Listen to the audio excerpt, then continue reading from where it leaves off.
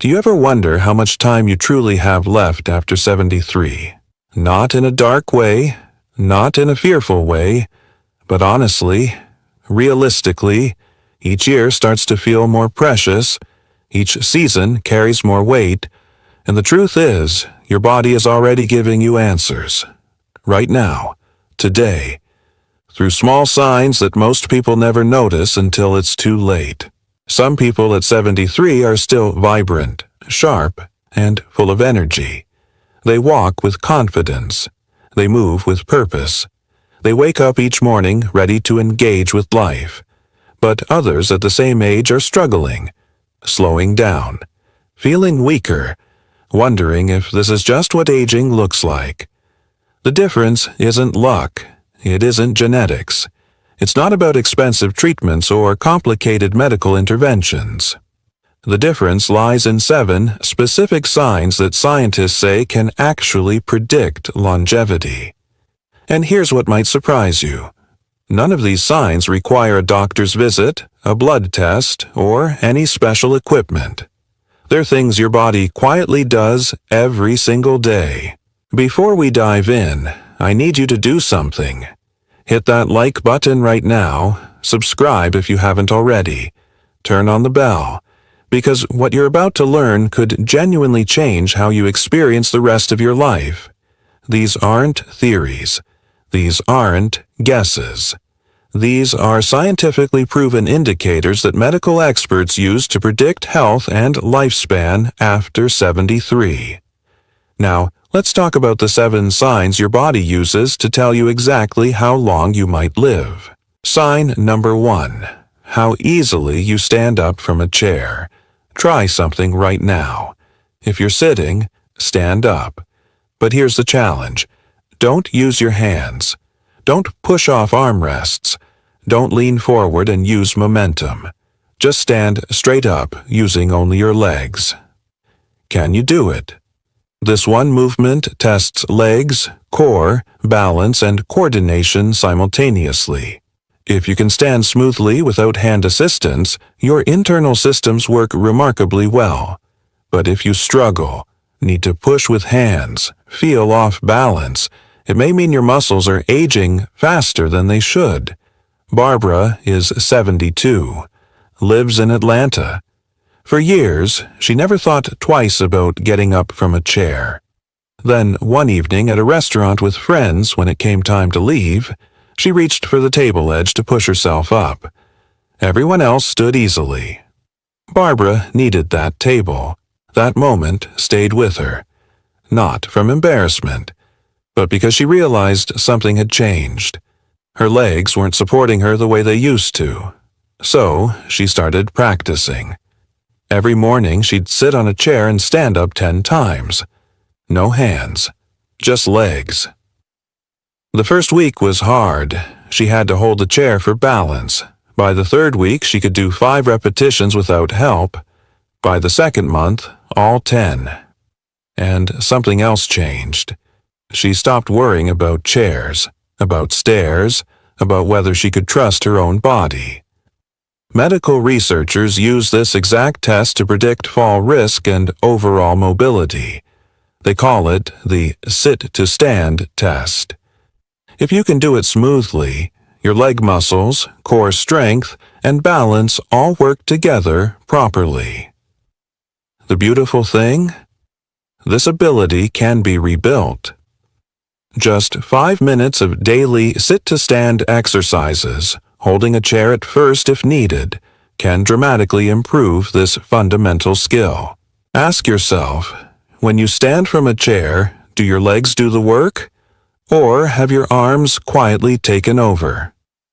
The answer reveals more about your future mobility than almost any other single test. Sign number 2. Your walking speed. This might sound too simple. Walk faster, live longer. But walking speed is one of the most powerful scientific predictors of lifespan that exists. Not your cholesterol numbers, not your blood pressure readings, your walking speed. If you walk slowly, if you shuffle your feet, if you feel unsteady with each step, It means your muscles, nerves, and heart are all declining together.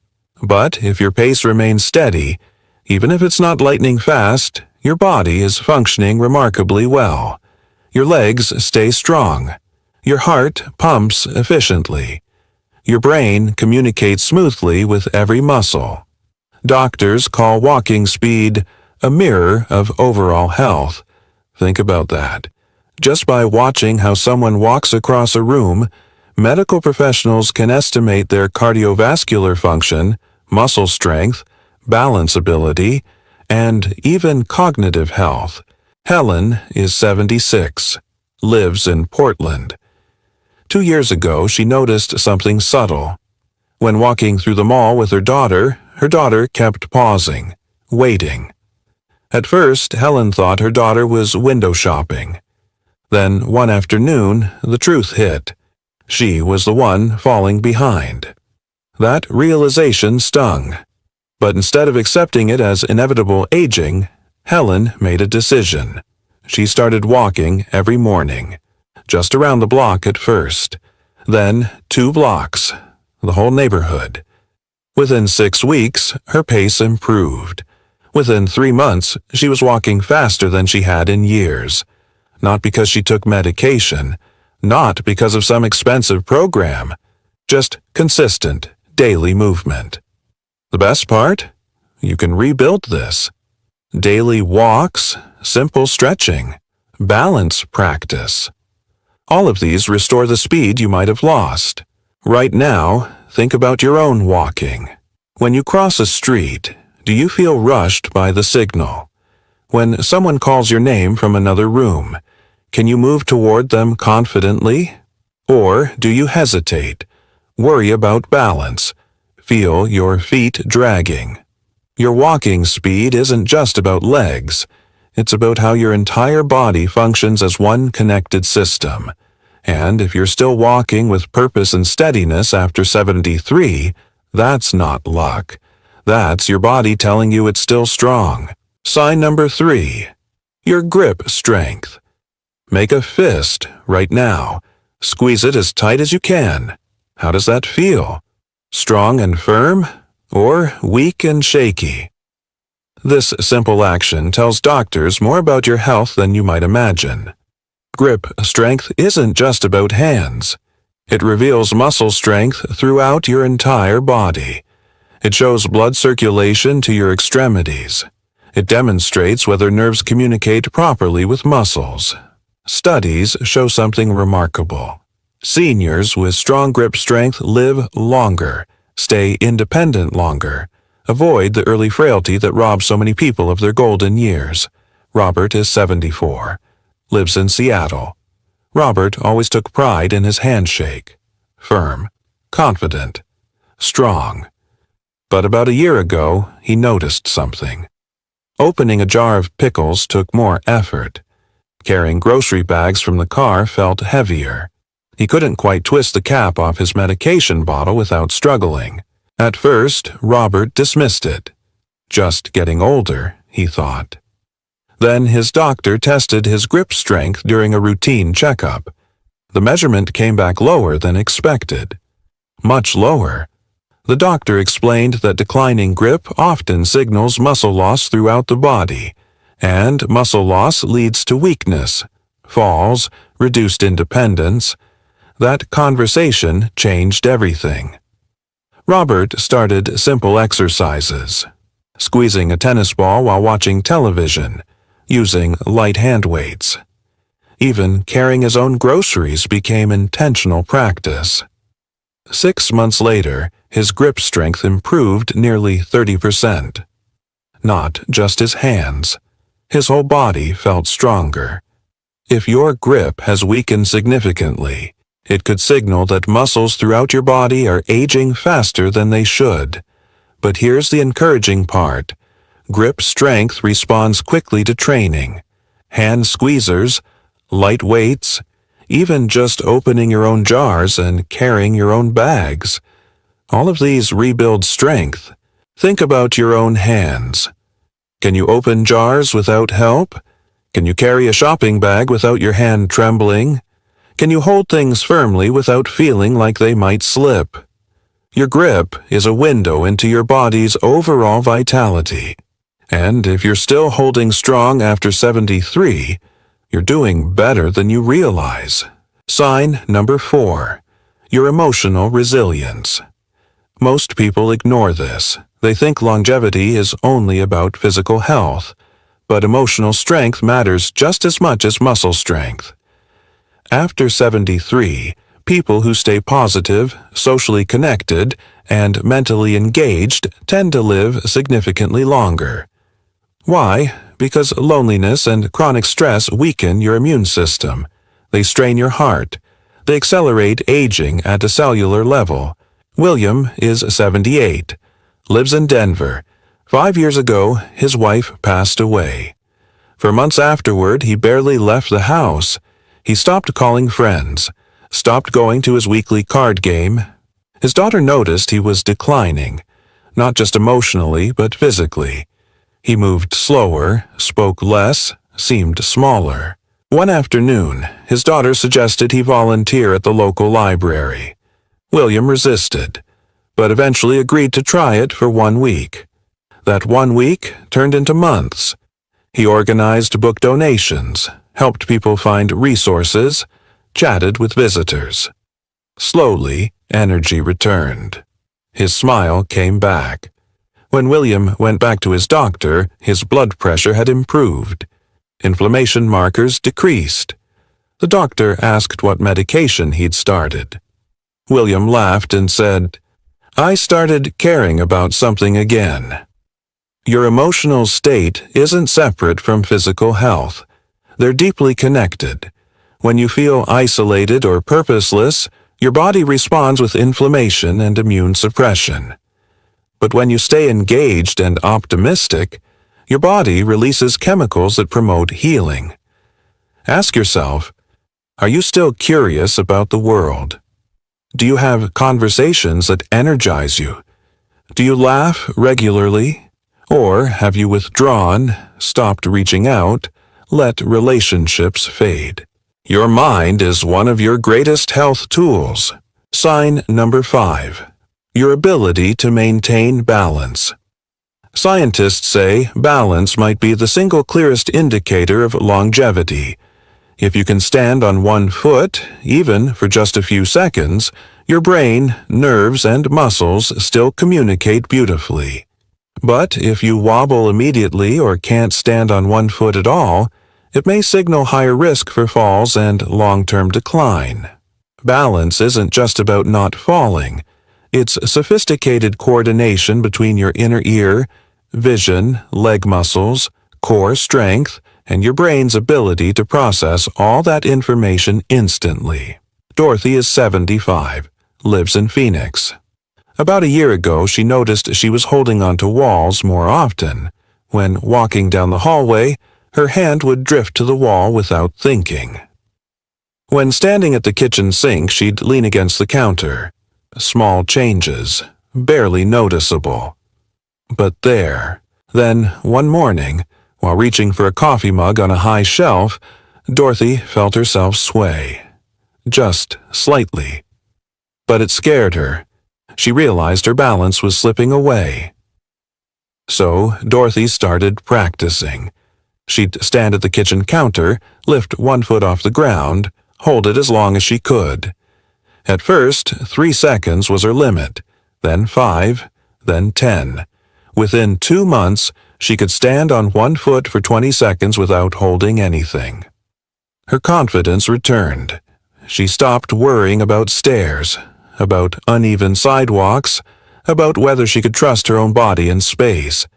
Medical research shows people who maintain good balance after 70 have significantly lower fall risk, better cognitive function, longer life expectancy. And balance can be improved with just a few minutes of daily practice. Try it right now. Stand up. Hold on to a chair if you need to. Lift one foot just an inch off the ground. Can you hold it? For how long? If you can balance steadily, even with support, your nervous system is still sharp, your muscles still responsive.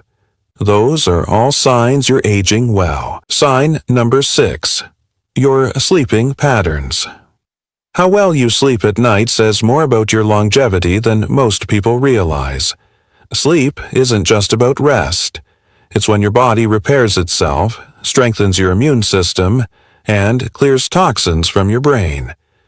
Studies show that people over 73 who maintain consistent, high-quality sleep tend to live longer and healthier lives. Meanwhile, those who struggle with poor sleep face higher risks of memory decline, heart disease, and weakened immune function. Think about two men, Sam and Graham, both 75. Sam has a steady bedtime, sleeps around 7 hours each night, wakes up feeling refreshed. Graham, however, has restless nights, tossing and turning, waking up multiple times, sometimes struggling to fall asleep at all. Over time, Sam's body continues functioning well. His mind stays sharp, energy levels remain steady, but Graham starts experiencing brain fog, daytime fatigue, even changes in blood pressure, all linked to his declining sleep quality.